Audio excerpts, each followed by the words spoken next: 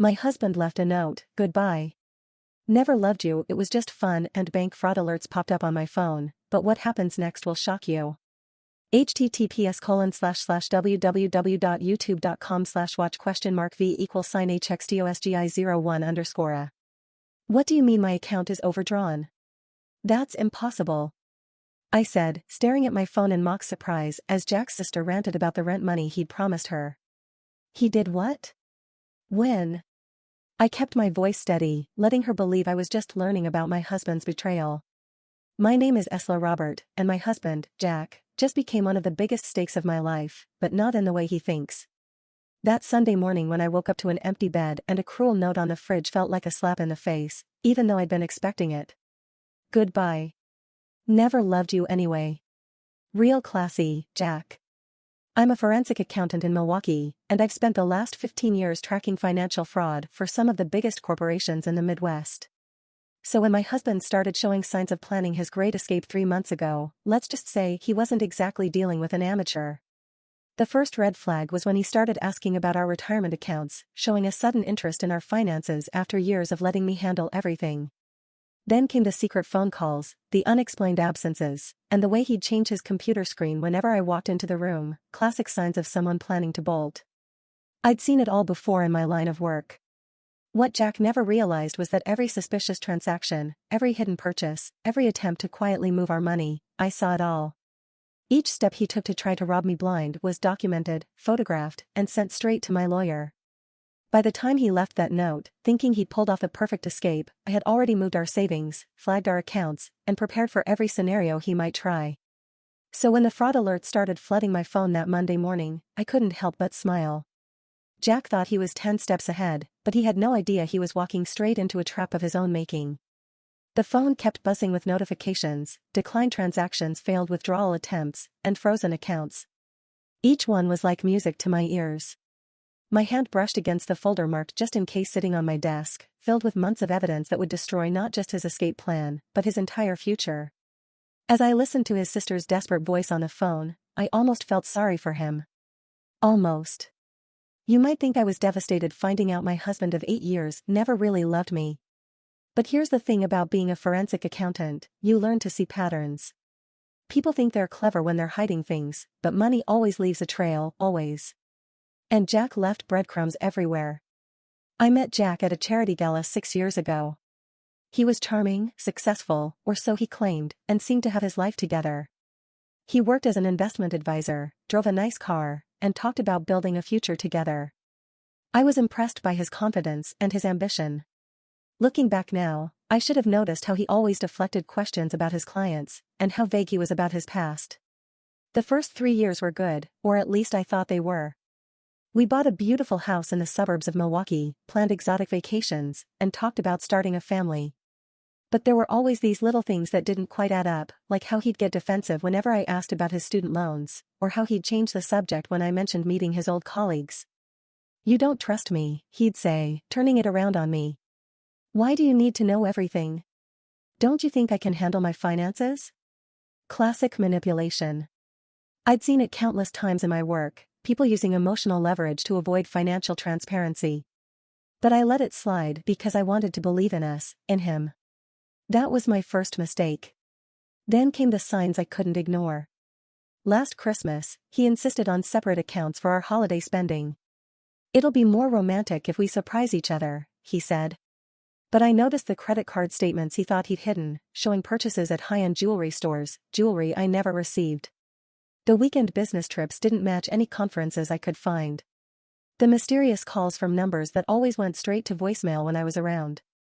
Most wives might have confronted their husbands immediately, but I'm not like most wives. Instead, I started pulling bank statements, tracking transactions, and building a case. Every time he thought he was covering his tracks, he was giving me more evidence. I watched as he slowly tried to drain our accounts, thinking I was oblivious to it all. "You're working late again?" he'd ask, feigning concern, while I sat at my computer. "Just catching up on some cases," I'd reply, not mentioning that the case I was working on was his. The breaking point came 3 weeks ago. I was working late, actually late this time, when my colleague, Susan, rushed to my desk. Her face was pale and she was clutching her phone like it might bite her. Isla, you need to see this, she said, her voice shaking. I was reviewing the Robert case files when I found something. It's about Jack. My stomach dropped as I looked at her screen.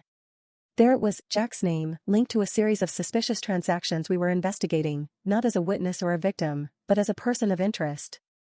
The same patterns I'd been tracking in our accounts were showing up in his professional dealings. He wasn't just planning to leave me, he was running from something much bigger. There's more, Susan whispered, scrolling through the documents. He's been named in 3 other fraud investigations. Different states, different names, but the same MO. He finds successful women, marries them, and then disappears with their money. The last one was in Phoenix, just before he moved to Milwaukee. The pieces started falling into place, the charm, the secrecy, the sudden interest in our finances. It was all part of his pattern. I wasn't his wife, I was his next target. And he had no idea that his latest mark was someone who specialized in catching people exactly like him. That night, I sat in our kitchen until dawn, going through everything with fresh eyes. The loving husband act, the careful manipulation, the way he'd slowly tried to isolate me from my friends and family, it was all so clear now. I found myself laughing, not because it was funny, but because of the sheer irony. He'd picked the wrong woman to con. I spent the next 3 weeks preparing. Every morning, I'd kiss him goodbye like nothing was wrong. Every night, I'd listen to his lies about work while documenting every suspicious transaction. I moved our savings, contacted the FBI's Financial Crimes Unit, and gathered evidence that would not only protect me but help his previous victims. You seem different lately, he said one night, studying my face. Is everything okay? I smiled, thinking about the trap I'd set, about how his arrogance would be his downfall. Just tired from work, I replied. You know how it gets this time of year. He nodded sympathetically, probably thinking I was working hard to earn more money for him to steal. If he'd paid more attention, he might have noticed the gleam in my eye, the one that said I knew exactly what he was planning. But con men like Jack never think they'll be the ones getting conned. And that's the thing about people who make a living betraying others, they never expect to be the ones getting played. The morning after Jack disappeared, his plan started unfolding exactly as he'd expected. The first call came from our bank, unusual activity, multiple withdrawal attempts, credit cards maxed out. The second was from his sister, Lily, hysterical about the money he'd borrowed. The third was from a woman named Rachel Clark in Phoenix, asking if I knew where her husband was. Her husband? The words hit me like a bucket of ice water. I'm sorry, what did you say? I gripped my phone tighter, sitting down at my kitchen table. Jack Murphy. He's still legally my husband, Rachel explained, her voice tight with anger. He disappeared with my savings 3 years ago. I've been tracking him ever since. I smiled despite myself. Here he went by Jack Robert. And you're not going to believe this, but I've been expecting your call. Over the next hour, Rachel and I compared notes, same charming smile, same investment advisor story, the same pattern of slowly draining accounts before disappearing. But this time, there was one crucial difference, me. I've gathered enough evidence to bring him down, I told her. But I need your help to catch him. That's when my phone buzzed with a text from Jack. I'm sorry. Can we talk? Just one last time. Perfect. He was following the pattern I discovered in Rachel's case, reaching out after the initial disappearance, trying to manipulate his way into one last chance to access any remaining funds. I showed the text to my lawyer, who was already preparing our counterattack. Let's set the trap, she said, her eyes gleaming. I agreed to meet Jack at a coffee shop downtown. When I arrived, he was already there, looking appropriately remorseful. His eyes were red, his clothes slightly rumpled, the perfect picture of a man who'd made a terrible mistake. I'm so sorry, he began, reaching for my hand across the table. I've been going through some things, dealing with some bad investments. I panicked. I pulled my hand away, playing my part perfectly. How much trouble are you in, Jack? His eyes lit up, just a flicker, but I caught it. He thought I was falling for it. About $200,000. But I have a plan to fix everything. I just need access to our emergency fund. I pretended to consider it, watching him squirm. The emergency fund, right? The one you tried to empty yesterday? His face fell for just a second before he recovered. That was a mistake. I wasn't thinking clearly. But if you help me now, I promise to. To what? To disappear again? Or to stick around long enough to drain my accounts like you did to Rachel and Phoenix? The color drained from his face. For the first time since I'd known him, Jack Robert, or Murphy, or whatever his real name was, looked genuinely shocked. You know. The funny thing is, I continued, sliding a folder across the table, if you'd done your research, you might have realized that stealing from a forensic accountant wasn't your smartest move. Just then, 2 FBI agents approached our table. I stood up, straightening my jacket. Oh, and Jack? You might want to call a lawyer. A good one. As Jack was being led away by the FBI agents, my phone lit up with a call from Susan. Her timing couldn't have been better. We've got him, she said, her voice triumphant. The team just finished analyzing those offshore accounts you flagged. Jack isn't just running a marriage con, he's been operating a massive Ponzi scheme. We're looking at fraud in the millions. I watched through the coffee shop window as Jack was placed in a federal vehicle. He looked small now, nothing like the confident man who thought he'd outsmarted me. How many victims? I asked, already knowing the answer would be ugly. 23 so far, spanning 5 states. 12 marriages, all to successful women in finance. But here's the kicker, he was planning something bigger. We found evidence of a new investment firm he was setting up. He was going to use your credentials and reputation to lure in high-net-worth clients. I thought about all those late nights when he'd asked about my cases, showing sudden interest in my work. He wasn't being supportive, he was gathering information, planning to exploit my professional reputation for his biggest scam yet. The irony, I said, is that if he hadn't gotten greedy, if he'd just stuck to his usual marriage scam, he might have gotten away again. But he just had to go bigger. That's not even the best part, Susan continued. Remember that country club membership he insisted on last year? Turns out he was using it to meet his next target, Caroline Mitchell, the hedge fund manager. He was already laying the groundwork for his next disappearing act. I recalled all the Sunday golf games and the late-night networking events. While he was playing the devoted husband at home, he was setting up his next victim. But Caroline Mitchell wasn't just any hedge fund manager. She was one of my closest friends, and she'd been working with me to document Jack's every move for months. Let me guess, I said. Caroline gave you access to all their private conversations? Every email, every text, every recorded conversation in the club lounge? He handed us a blueprint of his entire operation while trying to seduce her. The guy practically wrote our case for us. I couldn't help but laugh. Jack had spent months meticulously planning his exit, thinking he was the smartest person in the room. Meanwhile, every person he thought he was manipulating had been working together, building an airtight case against him. Have you heard from his sister, Lily? I asked, thinking about her frantic call this morning. That's another interesting thread, Susan replied. Turns out she's not his sister at all. She's an accomplice. They've been running this scam together for years. She plays the desperate sister to explain why he needs to borrow money urgently right before he disappears. She's being picked up in Chicago as we speak. I sat back in my chair, taking it all in.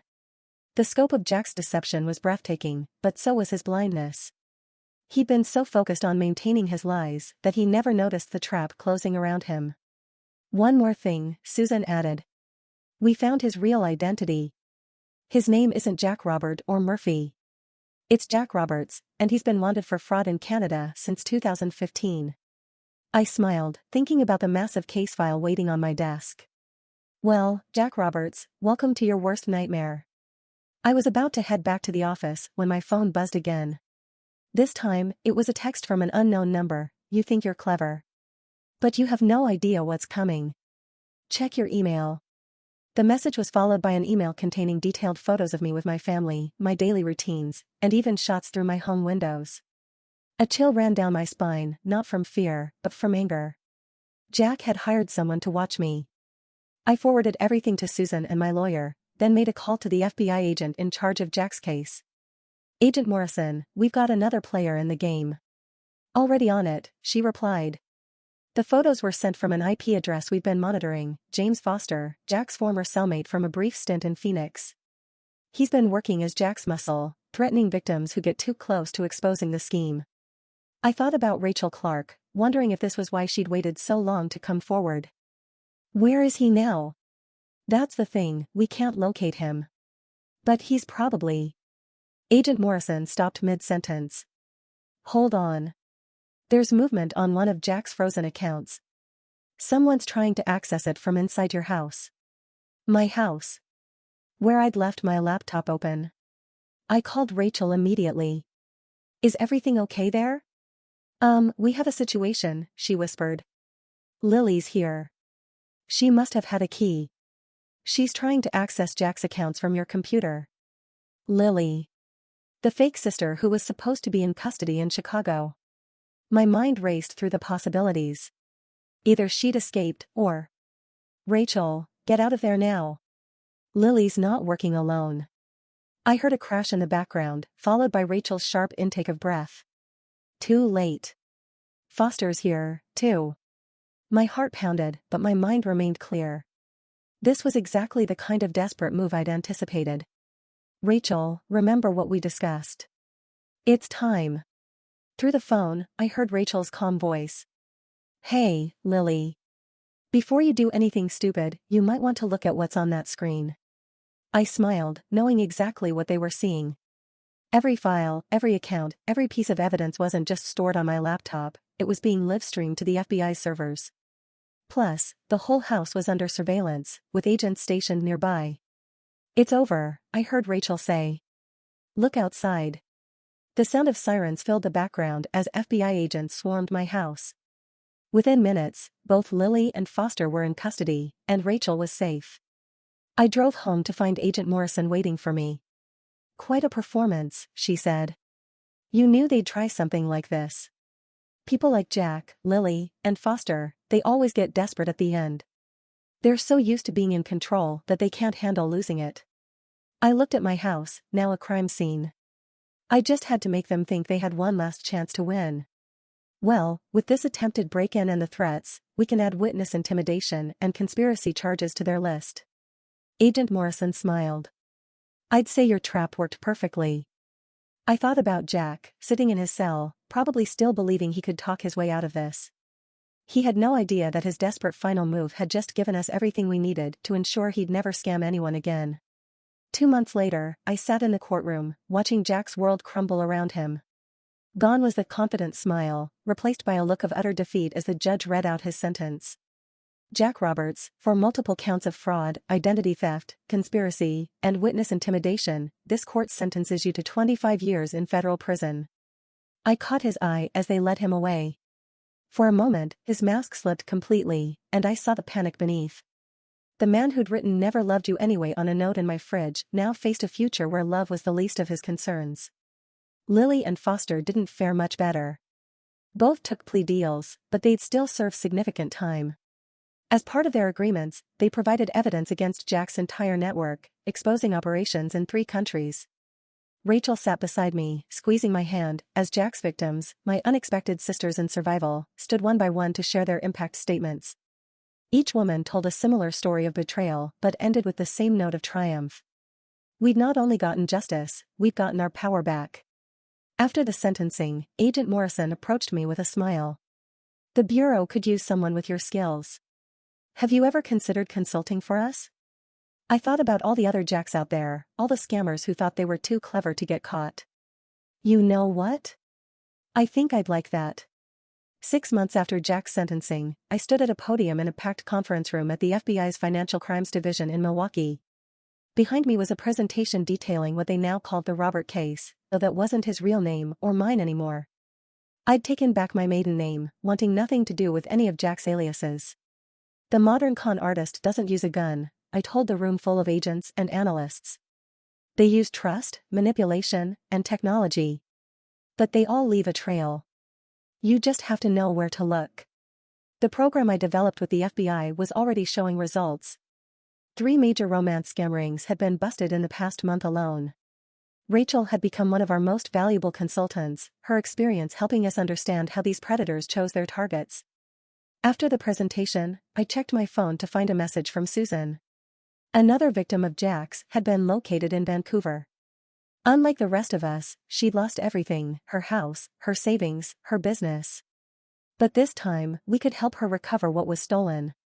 The forensic team had finally cracked Jack's encrypted files, revealing accounts he'd hidden all over the world. I thought about that Sunday morning when I'd found his note, how he'd tried to break me with 5 cruel words. Instead, he'd given me a gift, the chance to help others fight back against people like him. My new apartment overlooking Lake Michigan, and as I sat on my balcony that evening, I smiled at the irony. Jack had spent his life taking things from strong women, but in the end, he'd inadvertently created something powerful, a network of survivors turned warriors, all dedicated to taking down men like him. Sometimes, the best revenge isn't just surviving.